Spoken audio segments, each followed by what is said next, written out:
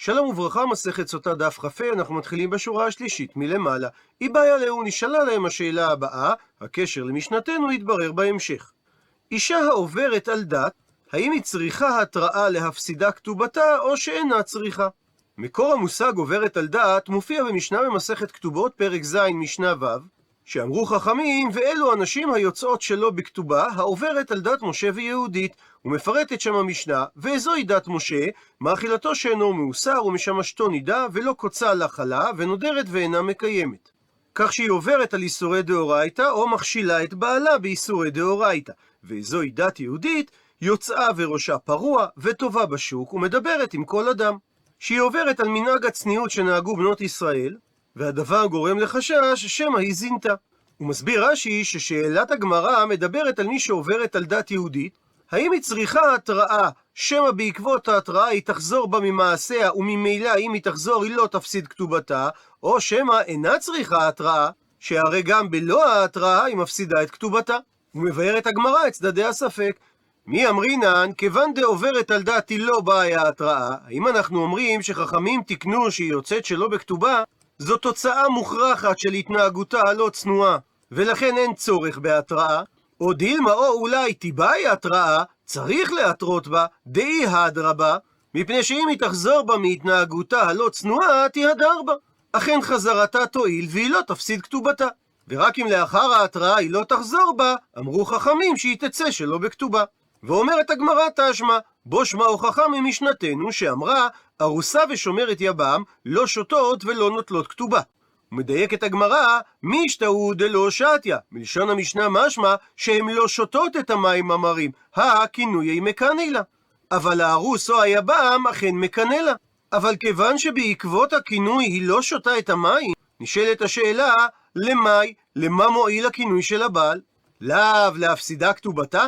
ניתן לדייק מהמשנה שללא הכינוי, גם אם היא תסתתר היא לא תפסיד את כתובתה, מה שאומר שהיא צריכה התראה, על מנת שנוכל להפסידה את כתובתה, והרסותה היא אישה שעוברת על דת, שהרי היא נסתרה עם אנשים, שזו התנהגות שאינה צנועה.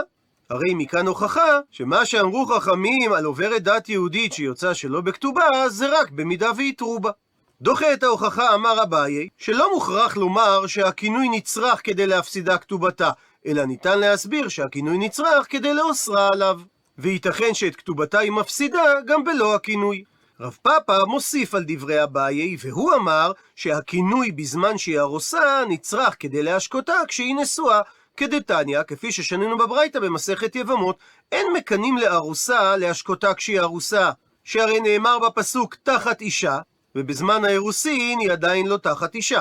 אבל כן מקנים לארוסה להשקותה כשהיא נשואה, שעל ידי כינוי בזמן האירוסין ניתן להשקות אותה במידה והיא תסתתר לאחר הנישואין. וממילא חוזרת השאלה, האם עוברת על דת יהודית צריכה התראה להפסידה כתובתה או לא? עונה על כך אמר רבא תשמע, בו שמע הוכחה ממשנתנו שאמרה, אלמנה לכהן גדול, גרושה וחלוצה לכהן אדיוט, ממזרת ונתינה לישראל, בת ישראל לממזר ולנתין, כל הנשים הללו לא שותות ולא נוטלות כתובה.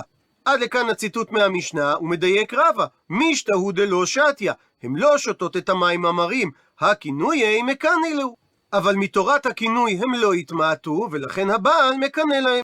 ונשאלת השאלה, ולמאי? לאיזה צורך הוא מקנא להם? שהרי היא לאוסרן עליו בעקבות הכינוי, האסירן וקיימן, הן כבר אסורות עליו. שהרי המכנה המשותף לכל הנשים הללו שהן אסורות לבעליהן, אלא לאו בהכרח צריך לומר שהכינוי גורם להפסידן כתובתן. ומכאן הוכחה שעוברת על דת יהודית צריכה התראה כדי להפסידה כתובתה. דוחה את הדברים אמר רב יהודה ממקום שנקרא דיסקרטה, שהדיוק של רבא הוא לא דיוק מכרח, מפני שניתן לומר שמטרת הכינוי זה לאוסרה הבועל כבעל, דתנן, כפי ששנינו במשנה בדף כ"ז, כשם שאסורה לבעל כך היא אסורה לבועל. אבל אולי את הכתובה היא מפסידה גם בלא הכינוי. וממילא שוב חוזרת השאלה, האם עוברת על דת יהודית צריכה התראה להפסידה כתובתה או לא? אמר רבי חנינא מסורא, תשמע בו שמע הוכחה מלשון המשנה שאמרה, ואלו שבית דין מקנים להם, מי שנתחרש בעלה או נשתתה או שהיה חבוש בבית האסורין, ולא להשקותה אמרו שבית הדין מקנים להם, אלא לפוסלה מכתובתה. שמע מינה, מכאן ניתן להסיק שאישה נשואה שבעלה לא נמצא באזור או פיזית או מנטלית והיא עוברת על דת יהודית, באי התראה, היא צריכה התראה, שזה הכינוי על ידי בית הדין על מנת להפסידה כתובתה, שמע מינה. הרי שלמסקנה, העוברת על דת יהודית צריכה התראה כדי להפסידה כתובתה. ולאור ההוכחה הדי מפורשת של רבי חנינא מסורא מלשון המשנה, שואלת הגמרא, וכולו מאי טעמא לו אמרי מאה, מדוע האמוראים שקדמו לו בניסיונות התשובה נמנעו ולא הוכיחו את תשובתם מלשון המשנה הזו? מסבירה הגמרא, דילמה שאני האטם, ייתכן ושונה הדין שהצריכו התראה לאשת חירש או שוטה או לאשת אסיר שמתנהגת בפריצות, מפני דלית לה אימתא דבעל כלל, שאין לה שום פחד מבעלה, ואם בית הדין לא היו מטרים בה, לא היה לנו לקנוס אותה, שתפסיד כתובתה, שהרי אין לה אימתא בעל כלל, כך שגם אם היא עוברת על דת יהודית, זה לא נחשב פריצות יתרה, שעליה גזרו חכמים שתצא בלא כתובה. מה שאין כן, מי שבעלה אצלה והיא אינה יראה ממנו ועוברת על דת, זו פריצות יתרה, שייתכן לומר שגם בלא התראה היא תפסיד את כתובתה. ועוברת הגמרא לשאלה נוספת. היא באה לו, נשאלה להם השאלה הבאה: האם אישה שעוברת על דת, בין על דת משה, בין על דת יהודית, ורצה הבעל לקיימה, האם הוא מקיימה או אינו מקיימה? האם מותר לו לקיים אותה או שאסור לו? ומבארת הגמרא את צדדי הספק, מי אמרינן בקפידא דבעל תלה רחמנה והלא קפיד?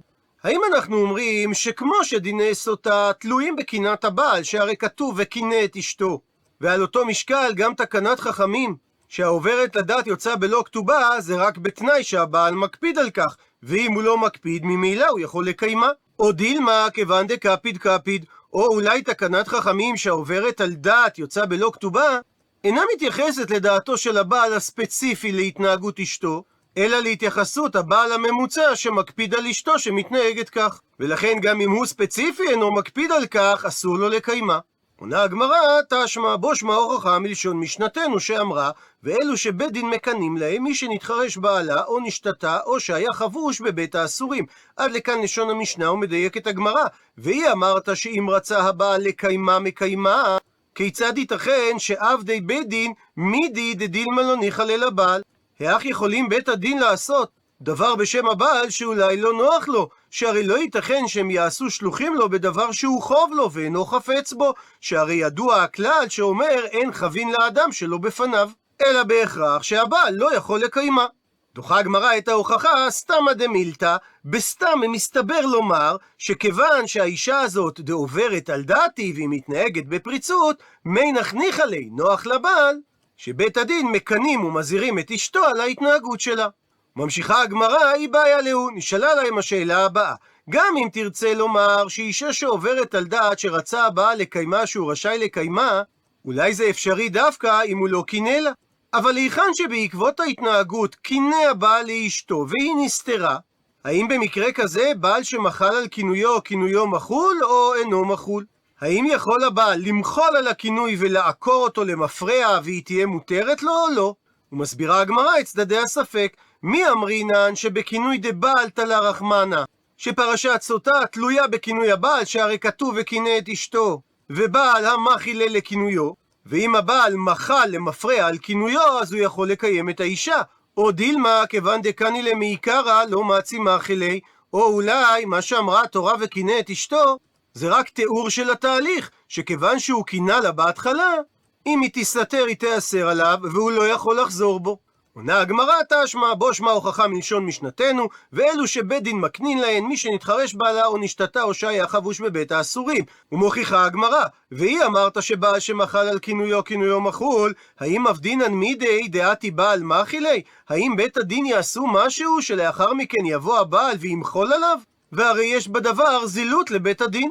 כי לדוגמה, אם בית הדין יבואו לקנא לאישה שבעלה חבוש בבית האסורים, היא לא תתייחס לדבר ותאמר להם שכשבעלה יצא מבית האסורים הוא ימחל על הכינוי, אלא בהכרח שבעל שמחל על כינויו אין כינויו מחול. דוחה הגמרא את ההוכחה שניתן להסביר סתמא דמילתא, בדרך כלל אדם מסכים על דעת בית דין, ועל בסיס זה בית דין מקנים לה כי אין חשש שיגרם זילות לבית הדין. אבל אם אכן יבוא הבעל וימחל על הכינוי, מחילתו מועילה. ממשיכה הגמרא ומביאה תשמע, בו שמה הוכחה נוספת שאמרה המשנה, ומוסרים לו שני תלמידי חכמים שמא יבוא עליה בדרך. עד לכאן הציטוט מהמשנה ומוכיחה הגמרא. והיא אמרת שבעל שמחל על כינויו כינויו מחול, אז מה החשש שהוא יבוא עליה באיסור בדרך? לחיילי לכינויי ולבעול, שימחל על הכינוי וממילא היא תהיה מותרת לו ויוכל לבעול אותה. אלא מכאן הוכחה שבעל שמחל על כינויו אין כינויו מחול. דוחה הגמרא את ההוכחה ואומרת, לעולם ניתן להסביר שבעל שמחל על כינויו, כינויו אכן מחול, וניתן לדייק את הדבר מלשון המשנה. מה ישנה תלמידי חכמים? מדוע אמרה המשנה שצריך לשלוח איתו שני תלמידי חכמים? הרי כל שני עדים יכולים לשמור עליו גם אם אינם תלמידי חכמים, אלא בהכרח צריך תלמידי חכמים, מפני דגמירי, מפני שדווקא תלמידי חכמים יודעים את ההלכה שהאישה אסורה לו אם הוא לא מוחל לה על הכינוי. כך דאי באי למיבל, שאם הוא רוצה לבעול אותה, אמרי לי, יגידו לו תלמידי החכמים, אך לי לכינוייך ובעלה. ראשית תמחול על הכינוי שלך, ואז היא תהיה מותרת לך. וממשיכה הגמרא תשמע, בו שמה הוכחה מהברייתא ממסכת סנהדרין, דאמר רבי יושיע, 3 דברים סח לי זעירא שהיה מאנשי ירושלים. הדבר הראשון, בעל שמחל על כינויו, כינויו מחול. הדבר השני, וזקן ממרא, שהוא חכם מומחה שהמרה על בית דין של לשכת הגזית והורה לאחרים או שעשה בעצמו כנגד הפסיקה שלהם, ומיתתו בחנק, שבמידה ורצו בית דין למחול לו, מוחלים לו. והדבר השלישי, ובן סורר ומורה, שלאחר שדנו אותו למיתה, במידה שרצו אביו ואמו למחול לו, שהם מוחלים לו. ואומר רבי יושיע, וכשבאתי אצל חבריי שבדרום, ויש פירוש שהכוונה לדרום ארץ ישראל, ויש פירוש שהכוונה לדרום בבל, על 2 מהדברים הודו לי, ועל הזקן ממרא לא הודו לי, מפני שלא ירבו מחלוקות בישראל. עד לכאן לשון הברייתא, שמע מינה. מהדבר הראשון שאמר זעירא מאנשי ירושלים, שבעל שמחל על כינויו, כינויו מחול שמע מינה. ועדיין ממשיכה הגמרא ואומרת, פליגי בה, נחלקו בדבר רבחה ורבינה. חד אמר שמחילת הבעל רק אם היא נעשתה קודם הסתירה של האישה, אז מחול, אבל אם היא נעשתה לאחר הסתירה של האישה, אינו מחול. וחד אמר שלאחר סתירה נמי מחול. מחילת הבעל על הכינוי מועילה גם לאחר שהאישה נסתרה. ואומרת הגמרא, ומסתברא, מסתבר לומר, כמאן דאמר, שמחילת הבעל לאחר סתירה אינו מחול. ממאי, מה המקור שממנו מסתבר לומר כך? מדקה מהדרי רבנן לרבי יוסי. מהתשובה שענו רבנן לרבי יוסי, דתניא בברייתא הבאה, שחכמים אמרו ששני תלמידי חכמים צריכים ללוות את הבעל בדרכו לירושלים. רבי יוסי חולק ואומר שבעלה נאמן עליה מקל וחומר, שהרי ומה כאשר האישה נידה והיא נמצאת בבית עם בעלה שהיא בקרת על בעלה ובכל זאת בעלה נאמן עליה ולא אסרו עליהם להתייחד ללא עדים, אז סוטה שהיא בלאו שכתוב על אדם שמגרש את אשתו שאסור לו להחזיר אותה אחרי אשר הוא טמאה, והגמרא ביבמות דורשת שזה לאו ששייך גם לעניין סוטה שנסתרה, אז לא כל שכן שבעלה יהיה נאמן להתייחד איתה בלי עדים?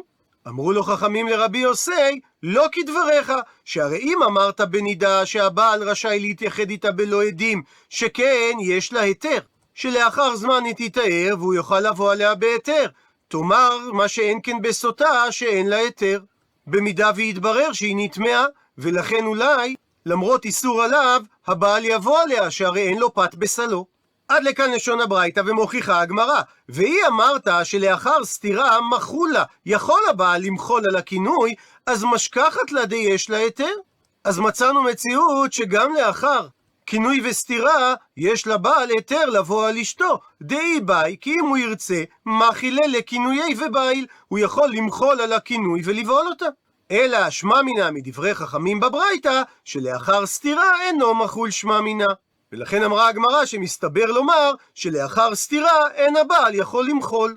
ציטוט מהמשנה, כאשר מתו בעליהן עד שלא שתו, יש בדבר מחלוקת תנאים, בית שמאי וכו'.